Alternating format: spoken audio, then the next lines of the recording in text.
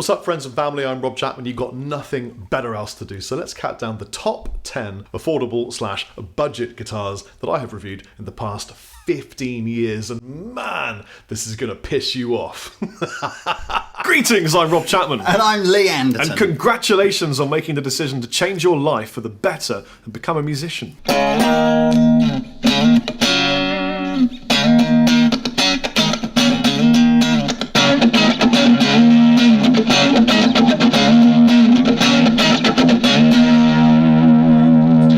Basically, you get your tuition DVD, your guitar lead, your strap, and your Fender bag. What you don't get is a tuner, and the reason for that is it's in the amp. This is £220, or around about £220. Always check the Andertons website for the latest price.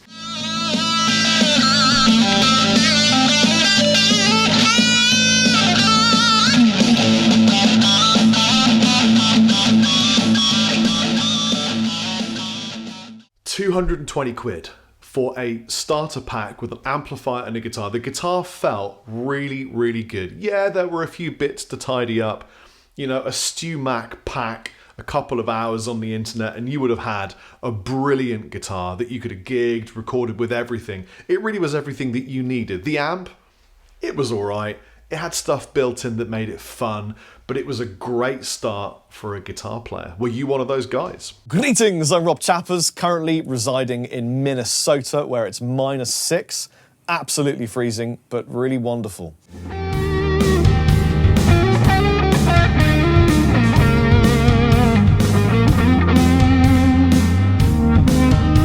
This is a highly affordable, miniature version, and it's a full guitar. It's got humbuckers, it's made of wood, it's everything you'd expect from a guitar, but it's 3/4 scale, so it's kind of a miniature guitar, I suppose, aimed at kids.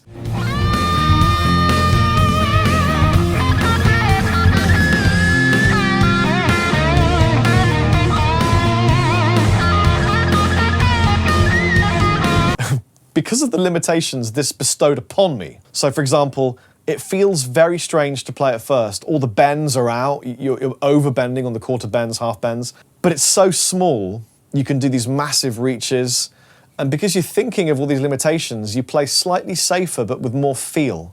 And I felt like I played better on this than I did with this.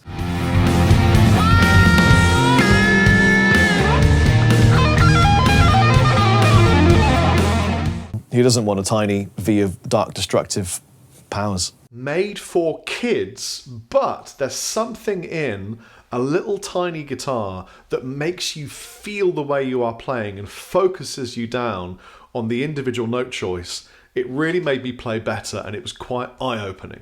We've got to talk about this guitar. I will never forget when this happened. Hello. Oh! Hello. That was good. Hello. Ah! Greetings, I'm Rob Chapman. And I'm the captain. Willie's Wadwick. He's a wobber and a wapist. This is the new 2012 Les Paul. It's got a bit of a mouthful of a name. This is called the Les Paul Standard Plus Top Pro. Sounds like a drug, doesn't it? I'm going to get some Plus Top Pro because I've got a really bad fever. It has what are called pro buckers on them, which are kind of like an Epiphone version of a burst bucker. They've taken the coil tap idea now so that we can coil split the two, which Rob will show you in a minute. We're going to do the sustain test. Okay, so what we're going to do is I'm going to hold one of my favourite notes on a guitar that you all know about. Time it. And while I'm holding it, Captain's going to count it. 3, 2, 1.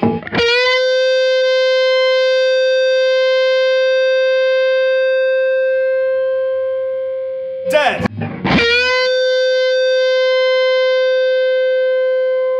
Dead.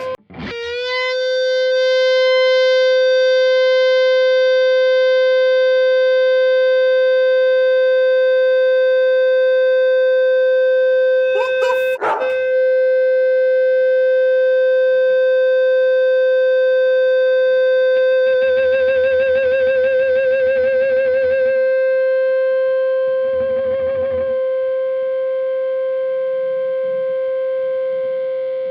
Dead! What the fuck? Epiphone destroys all. 29 seconds. Yeah! I have to say, this is remarkably resonant in some areas.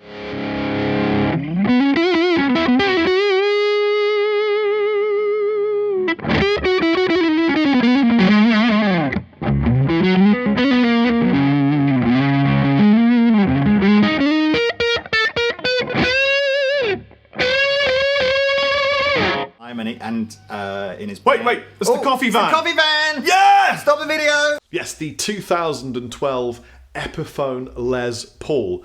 This was a complete beast.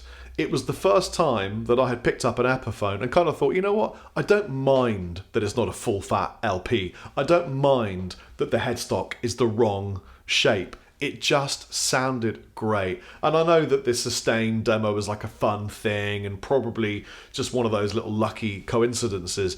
But aside from that, the guitar played fantastically. All right! Hey, I'm Chappers. Who are you? I'm the captain! The captain's back! Yay! This is an ESP guitar. It is. This is an ESP LTD EC50. They like their letters, don't they? They do like the letter E. E. The 50 series by in the LTD range can be bought in lots of different shapes. This is the EC, that's the Eclipse shape, which is the single cut, pretty traditional style. Again, available in different colours. Now we just have two humbuckers, so this is real traditional, sort of, classic single cut style configuration.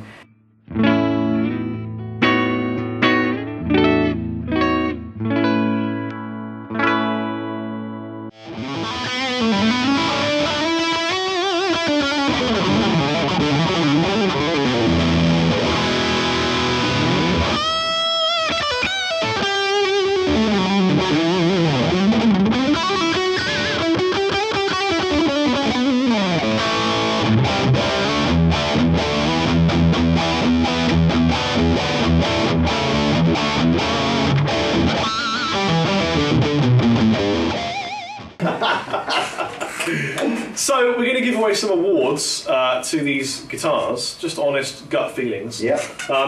The overall winner for me really was the EC, which sounded, I think, the nicest. The pickups were great. It's got beautiful carving. Look at that, lovely little tummy cut.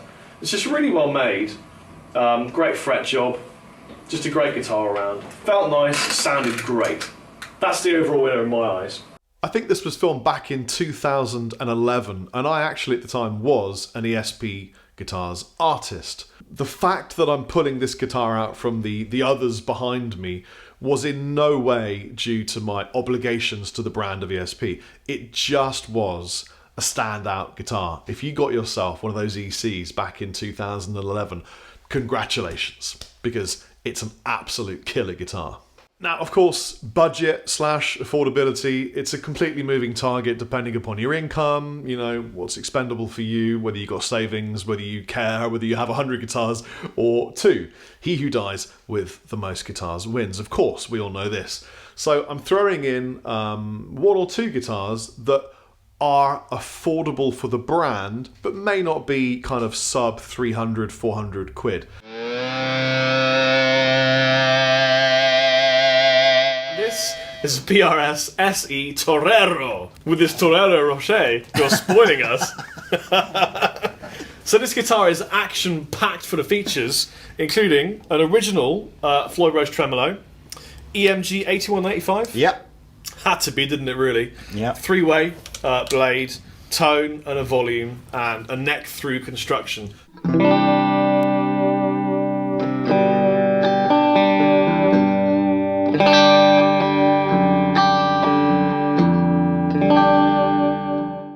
Quite excited about this. Brand new for 2010.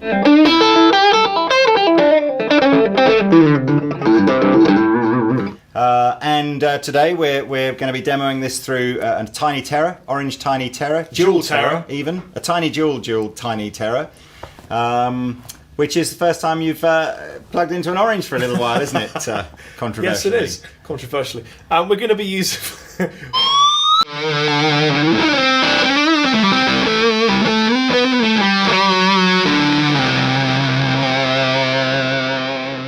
This one is the cherry one, which is beautiful. And then there's like a grey-black. I think the grey-black is my favourite. How much do they retail for? These are $7.99. That's a bargain. That really is a bargain. And as with all the SE guitars, they are that kind of top-end Far Eastern guitar.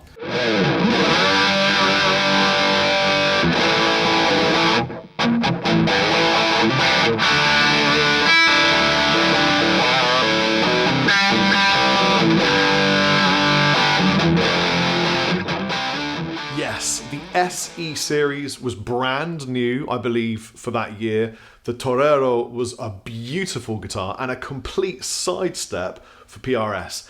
In a way, it was PRS saying, look, we can do the ESP thing, we can deal with Schecter, we can tackle all those kinds of brands with our offering, with EMGs and a Floyd.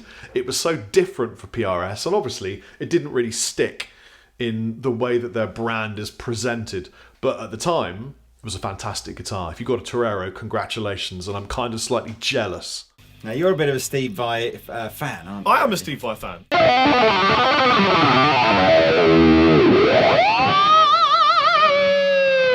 How did he sort of influence your growing up as a sort of a guitar player? There was a tune called Revenge or Return of the Hunchback Duke. Return of the Mac? No. In this tune, there was this ridiculous piece. And then I heard that Vi had played it and I wanted to learn it, and it was so hard. And then a friend of mine who was teaching me a bit of guitar called Mark Wilmot. Hi Mark, if you're still around. From the band Slightly Miffed from Trowbridge in Wiltshire. Slightly Miffed. He taught me a chord, which is that, which I really liked. And then I heard about this thing called Lydian. Yeah. And then Steve Vai. And then I suddenly went to Woolworths. Remember Woolies? Yes, where you used to buy your CDs from. And I got Passion and Warfare, and I sessioned that through my head so many times. I could close my eyes. It actually would scare me sometimes when I was a kid listening to it.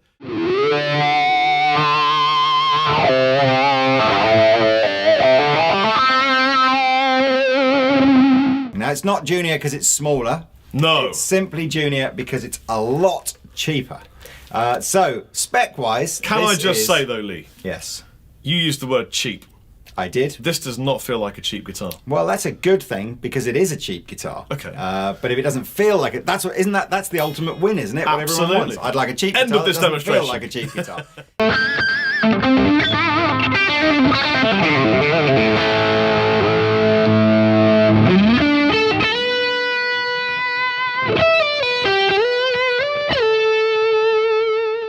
I want to say, I really like this guitar. I know you do.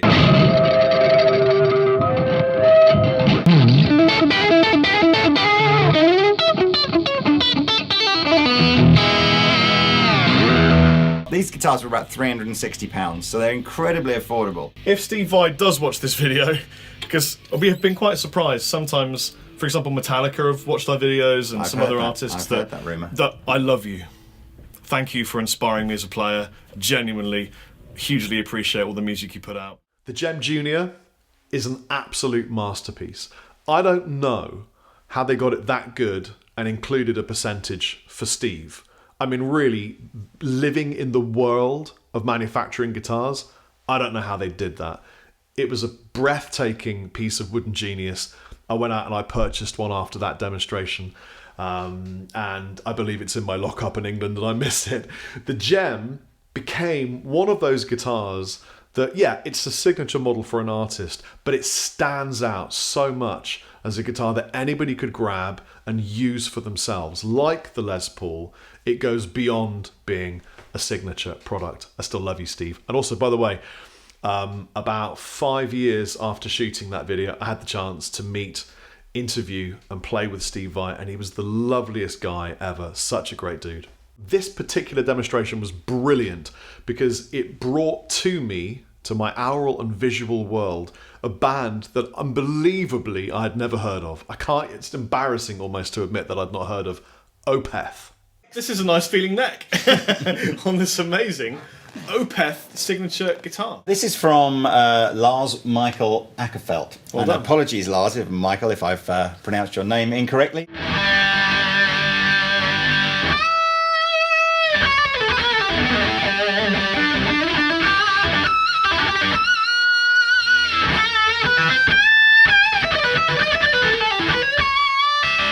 essentially, it looks like a proper full-on PRS, but it's an SE. Got the birds. It's got a really nice satin finished neck. Very shiny gloss body. It's got a veneer of maple on top here.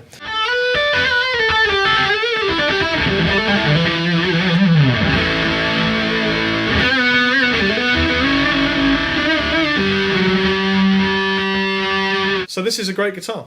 I'm loving the feel of this satin neck. Yeah. I'm amazed at the fact that it only costs 639 Imperial credits in Great Britain. Yeah, with a lovely gig bag as well. Really? This is a lick that I showed Lars Michaelak about just after he gave up the clarinet and wanted to learn to play guitar. Check it out.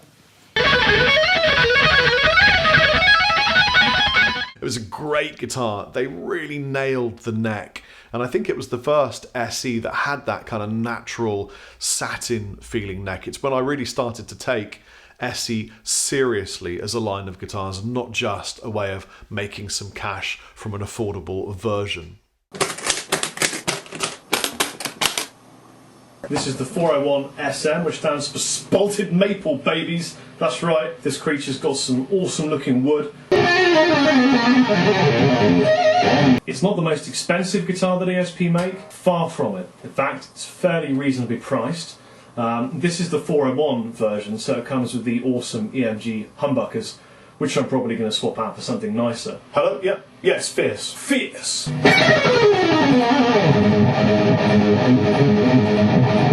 It's pretty damn lightweight. I think this is about the same weight as a 9-month-old Labrador puppy.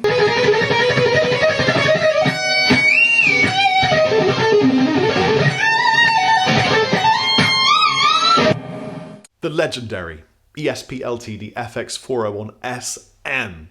Beautiful guitar. I do miss that one. I gave it away to a friend who really needed the guitar at the time, and it was the right thing to do, but I still have that little twinge of missing it. It had a really narrow fretboard, so the strings were really close together, and I think it's why it was so easy to shred on. I can still remember the way it smelt lying in its case to this day, and they're just like 500 quid. I love that guitar. Dilly! This is a solid mahogany guitar, but with a maple fretboard now. Flip it round and we'll have a look. Maple neck. Maple neck. So again, you can see the scarf joint, so the guitar, the neck is completely satin. Controversially strange grey binding. Is it controversial? It is controversially strange. I think Grey that's what we're binding gonna call sounds it. like a tea that we drink in England.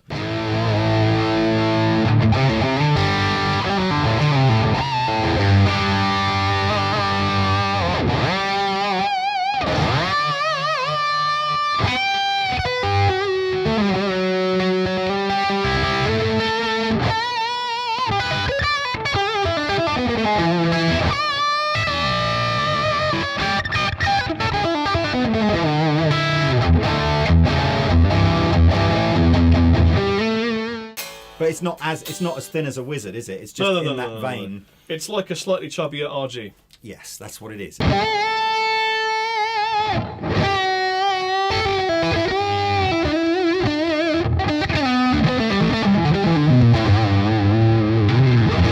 I mean, man. I mean, in terms of bang. I mean, man. And in terms of buck, you're getting both of them.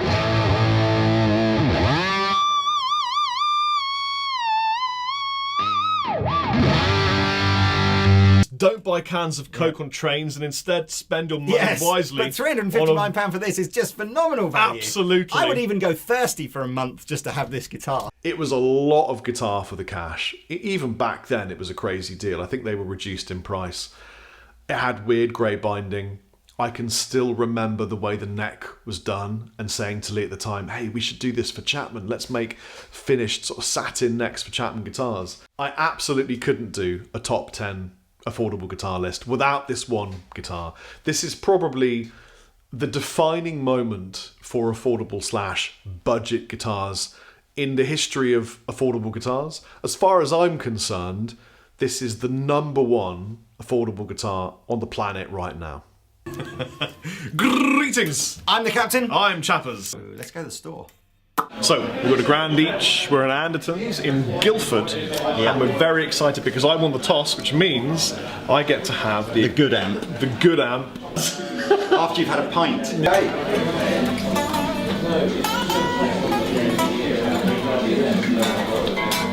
£202. Well, you now have £750 to buy. Well, I'm going to choose my guitar though. Okay. So I have £750. I already know it's there. It's what I'm going for. So Bea's making noises about the ignator.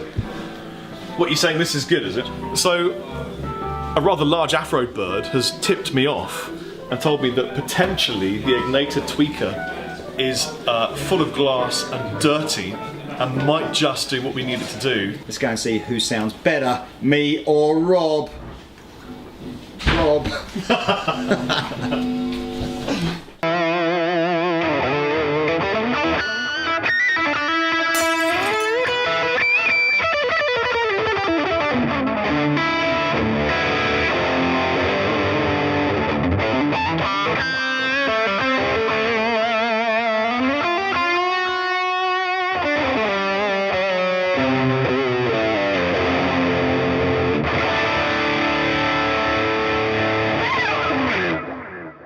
I'm sorry, that's a great guitar sound.